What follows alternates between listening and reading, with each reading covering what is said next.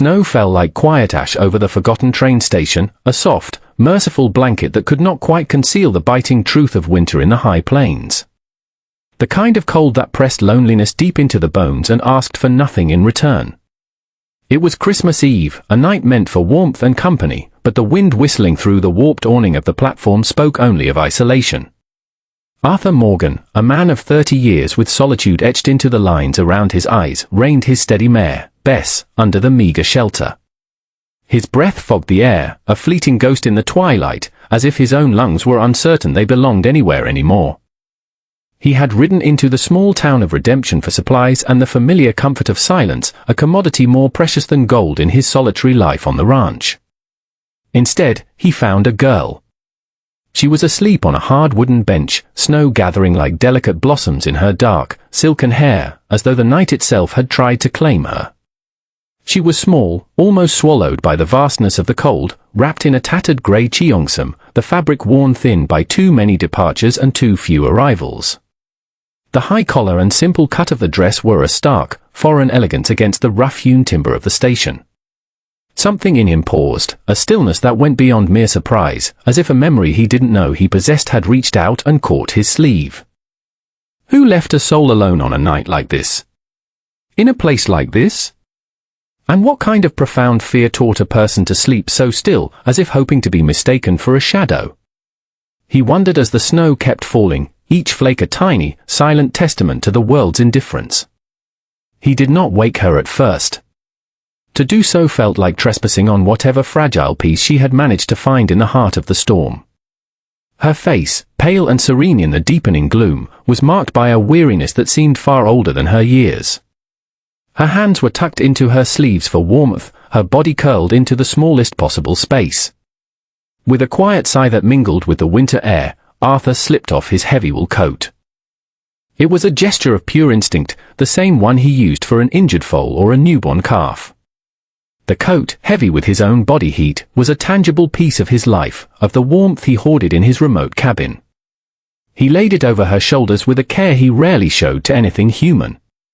The wool settled around her, a dark, protective shield against the encroaching frost. As the warmth seeped through her thin dress, her eyes fluttered open. They were dark, the color of deep, still water, and for a moment, they held a startling, primal fear, sharp as a shard of glass.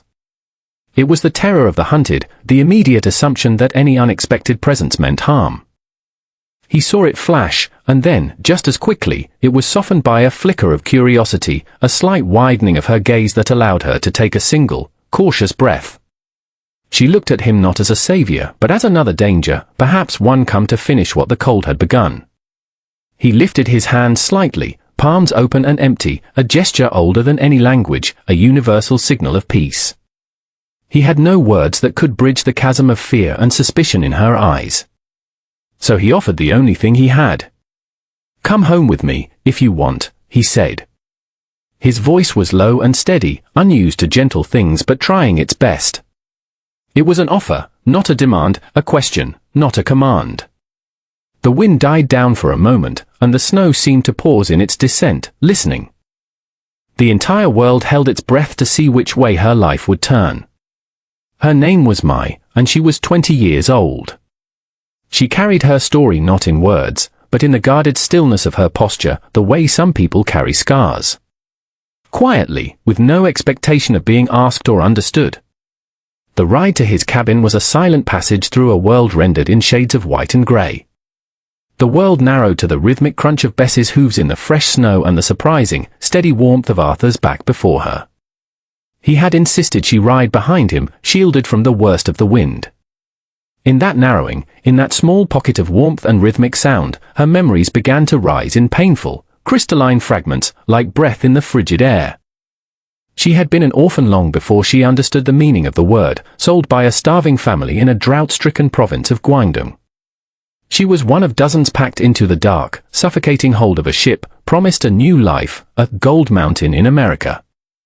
The reality was a form of bondage, indentured to a man named Mr. Chen, the formidable, unofficial mayor of the small, segregated corner of Redemption known as Chinatown. He had paid for her passage, and in his eyes, he owned her.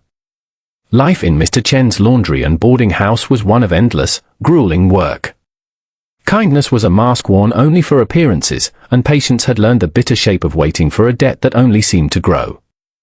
He was an older man, with eyes like chips of obsidian and a voice that was always coated in a layer of false courtesy. Recently, he had begun to speak of marriage. Not as a proposal, but as a transaction, a final settlement of her indenture. He spoke of it as if it were an act of charity, his voice thick with the unassailable certainty that her future belonged to him, because he had purchased it, and because he had decided it should. The night she ran had been colder than this one, fueled by a desperate, suffocating fear. The thought of being bound to him, of belonging to him in every way, was a terror that finally outweighed the fear of the unknown. She had slipped out with nothing but the clothes on her back and a few coins she had managed to hide away over the years. She had meant to buy a ticket on the morning train, to anywhere, to disappear into the vastness of the country. But the station had been closed, the next train not due until after Christmas. The snow had started, and her courage, along with her warmth, had begun to fail her. Dignity had pulled her heart behind as fear pushed her feet forward. Arthur did not press her for her story. He did not ask questions. As they rode, the silence he offered felt like a form of shelter, not an absence of care. It was a quiet space for her to simply exist, and it made her wonder. In her experience, men, especially white men, took what they wanted. They did not offer coats or rides or a safe, unquestioning silence. Why would a man help her without asking for anything in return? The question was a small, cautious flame flickering in the frozen landscape of her distrust. His cabin waited at the edge of the trees, half buried in snow, a sentinel against the encroaching wilderness. Smoke curled from the stone chimney, a thin, grey ribbon against the bruised twilight sky. It was a promise, a declaration that someone, somewhere, still believed in the power of warmth. Inside, the world was transformed. Firelight breathed a golden life against the rough-hewn pine walls, dancing over the simple, sturdy furniture. Frost traced delicate, feathery veins along the window panes, as if the cold itself were trying to remember what beauty looked like. The cabin smelled of pine smoke, coffee, and drying wool. It was the scent of a life lived alone, but it was not the scent of loneliness. It was the smell of self-sufficiency, of peace. Arthur gave her space in the ways that mattered most. After showing her the small cot on the far side of the hearth that he had prepared, he turned his back while she huddled by the fire, letting the warmth slowly, painfully, chase the deep chill from her bones. He set a bowl of hot stew on the small table and then busied himself with his own tasks, his movements slow and deliberate, letting the quiet settle between them without demanding it be filled with conversation. She ate ravenously, the simple meal of venison and root vegetables tasting like the most exquisite feast she had ever known. For the first time in as long as she could remember, she felt a fragile, tentative sense of safety. The storm could rage outside, the world could continue its relentless spin, but within these four walls, shielded by the quiet strength of this strange man, she was simply a young woman getting warm by a fire. Days later, when the storm had passed and the world was draped in a blinding, pristine white, they rode into town together. The fragile peace of the cabin was shattered the moment they entered the main street of redemption. Whispers followed them like drifting snow, insidious and cold. Men who had previously nodded to Arthur in greeting now looked away, their gazes hardening with suspicion. Women, clutching their shawls tighter, lowered their voices as my passed, their eyes filled with a mixture of curiosity and disdain. Her very existence beside him was a question they did not want asked aloud. Sheriff Thomas Hale met them outside the general store. He was a man who wore his authority like a well-oiled holster, his politeness a thin veneer over a core of rigid, unyielding prejudice. He addressed Arthur, but his eyes kept flicking to Mai, assessing her as one might assess a stray animal. "Arthur," the sheriff began, his tone deceptively casual. "Town's a bit on edge. Christmas and all. Not used to new faces." "She needed help, Sheriff," Arthur replied, his voice flat, offering no further explanation. "Help is one thing," Hale said, lowering his voice. "But you know how people are. They value peace and order. Some things, well, they're better kept separate. For everyone's sake." The implication was as clear as the winter air. Mai heard her humanity reduced to an inconvenience, a disruption to their peace and order. She felt the familiar, cold weight of being seen not as a person, but as a problem.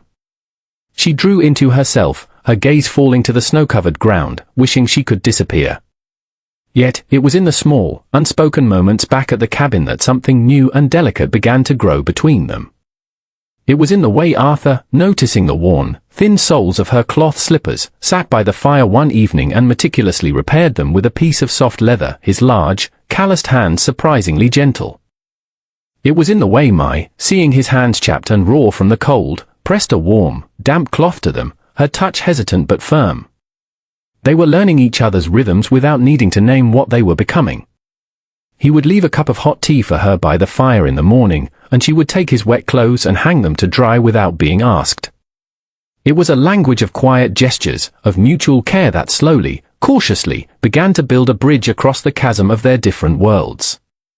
One evening, as she sat humming a soft, sad melody from her homeland, Arthur paused in his work of mending a leather bridle. He didn't speak, but simply listened, his expression unreadable in the flickering firelight. When she finished, a profound silence filled the room, thicker and warmer than before. "That was beautiful," he said, his voice rough. A faint blush colored her cheeks. "It is a song about a river that flows to the sea," she explained softly. "About finding your way home." He nodded, his eyes holding hers for a long moment. "You're safe here, Mai," he said, the words a simple, solid promise. And in that moment, she believed him. Their fragile peace was shattered one night by the sound of a horse outside, its heavy hooves breaking the pristine stillness of the snow-covered land. Fear, cold and immediate, crept back into the cabin on careful hooves. Arthur rose slowly, his hand resting instinctively on the handle of the axe leaning by the door. Mai's heart hammered against her ribs, a frantic bird trapped in a cage. The knock on the door was sharp and imperious. Arthur opened it a crack, his body blocking the view. Standing on the porch, his face a mask of cold fury in the moonlight, was Mr. Chen. He was flanked by two rough-looking men Arthur recognized as hired muscle from the saloon.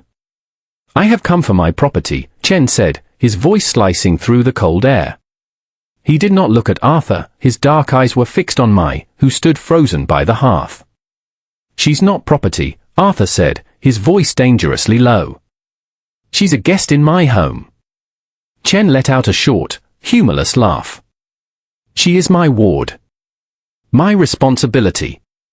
There are papers. An indenture. She owes me a debt." He spoke of rights and promises, of papers and power, his words twisting her life into a simple matter of accounting. "The debt is paid," Arthur stated, his stance unyielding. "Is it?" Chen's gaze was venomous. He took a step forward, but Arthur didn't budge. "This is not your concern, rancher. This is a matter for our own community. Give her to me now, and there will be no trouble." "Get off my land," Arthur said, the words a final, unshakable command. When Chen's men lunged forward, Arthur moved with a speed that was both shocking and efficient. The fight was brutal and blessedly brief, more a matter of grim necessity than anger. When it was over, Chen and his men were retreating into the darkness, nursing their wounds and shouting threats that were swallowed by the vast, indifferent wilderness. Arthur barred the door, his breathing heavy. He turned to Mai, his face grim. She was shaking, not from the cold, but from a terror so profound it seemed to have stolen the very air from her lungs. He saw that Chen's words, his claim of ownership, had undone all the fragile safety she had found. He had reminded her that in the eyes of the world, she was not a person, but a thing to be owned and traded. She packed her few belongings that evening, her movements stiff and mechanical. A small, embroidered pouch, the repaired slippers, the worn cheongsam. Her logic was twisted by fear, but it was the only logic she had ever known. She believed that love, or whatever this fragile, unnamed thing was that she felt for Arthur, meant leaving before she could be the cause of his destruction. She would not be the storm that broke over his quiet life. He found her by the door, her hand on the latch, a small, determined shadow ready to flee back into the cold. He didn't raise his voice. He didn't move to restrain her. He stopped her with a sentence spoken so softly it barely disturbed the air. "You don't owe this town your disappearance," he said. His eyes met hers, and in their depths she saw not pity, but a fierce, unwavering conviction. In that quiet moment, without ceremony or declaration, he was choosing her. He was choosing her over his peace, over his safety, over the unspoken rules of the world they lived in. A massive snowstorm hit that night, a blizzard that swallowed the world whole, burying the landscape under a thick, impenetrable blanket of white.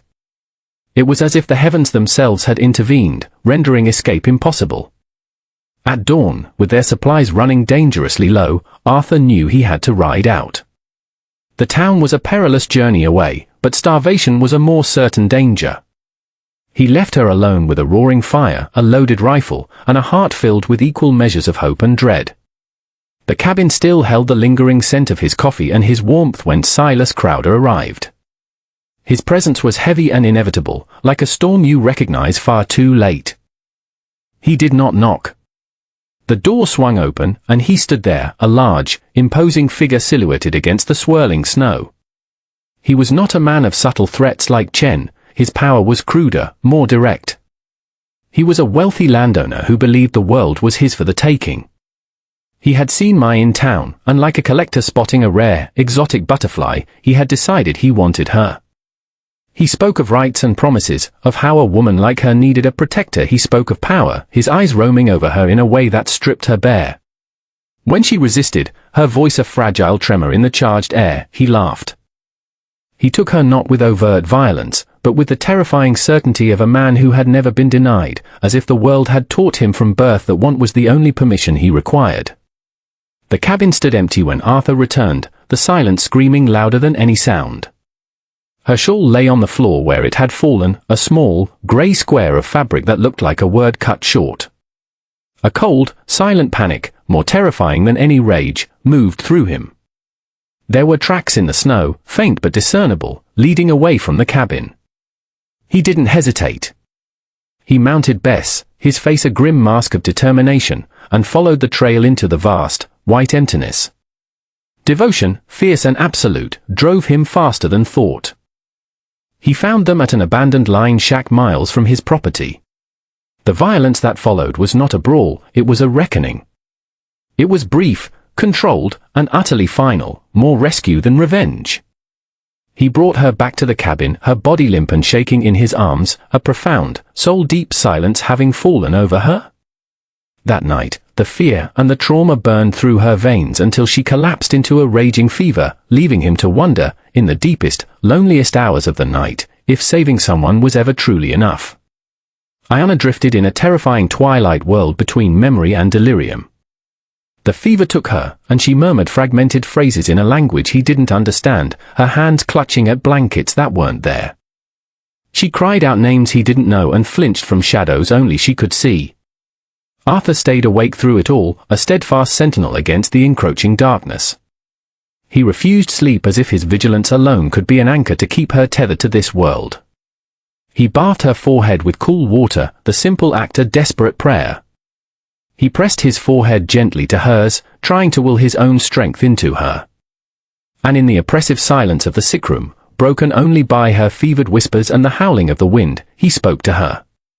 He whispered reassurances he had never practiced saying aloud, words meant only for her, for this moment. "You're safe now," he murmured over and over, his voice a low, rough anchor in the storm of her illness. "I'm here. I won't let anyone hurt you again."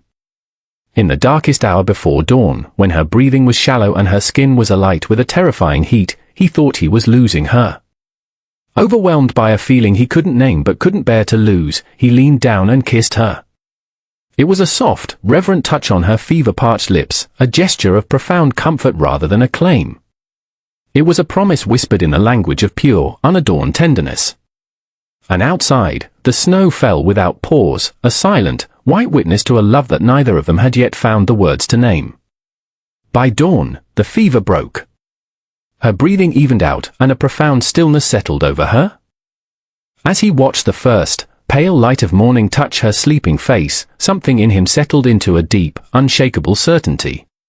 The future remained unwritten, a blank, white page like the landscape outside, but he knew, with a conviction that resonated in his very soul, that he would not face it alone.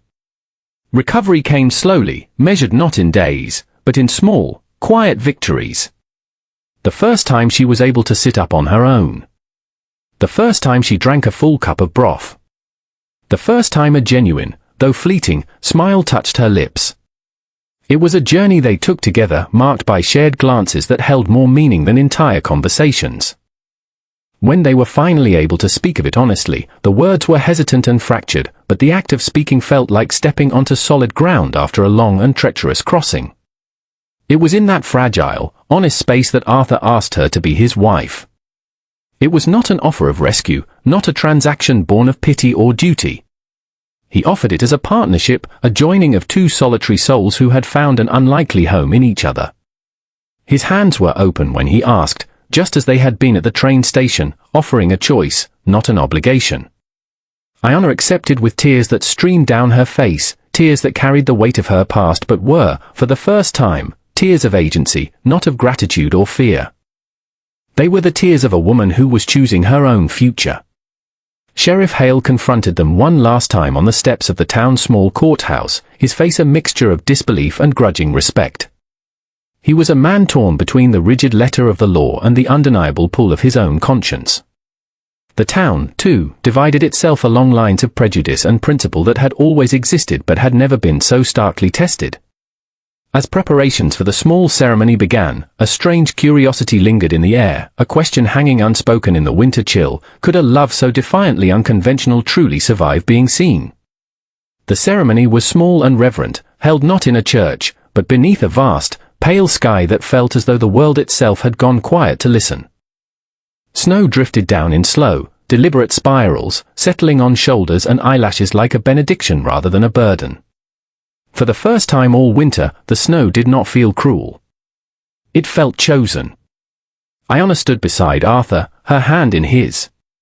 Her fingers trembled, not from the cold, but from the sheer enormity of being seen, of being chosen, and of choosing to stay. When she lifted her eyes to his, the years of running, of hiding, of being invisible, seemed to loosen their suffocating hold on her breath. The silence around them was profound, broken only by the gentle hush of the falling snow. In that stillness, their heart spoke louder than any gathered witness ever could. Their vows were not grand or poetic, rehearsed for an audience. They were simple, honest, and stripped bare, and in their raw sincerity, they made the very air feel warmer. Arthur's voice, usually so steady, wavered with emotion when he promised her a home that would never demand her disappearance. He promised her his strength, his protection, and his unwavering heart. Iona's tears fell freely, tracing clean paths on her cheeks as she vowed to stand with him, to build a life with him, even when the world turned its face away. Their hands shook as they exchanged simple, hammered tin rings, as if the future itself, vast and unknown, were passing through them. When they pressed their foreheads together, it felt less like a gesture and more like a prayer that had already been answered. Even Sheriff Hale, standing at the edge of the small gathering, felt something in his chest shift, an unaccustomed thawing in a place long frozen by prejudice and duty. He was witnessing something undeniable, a love that could not be argued against or quietly undone by whispers and threats. It simply was. When it was over, when the last words had settled into the snow-covered earth, Arthur kissed his wife. It was a kiss that held both the promise of a shared future and the memory of a desolate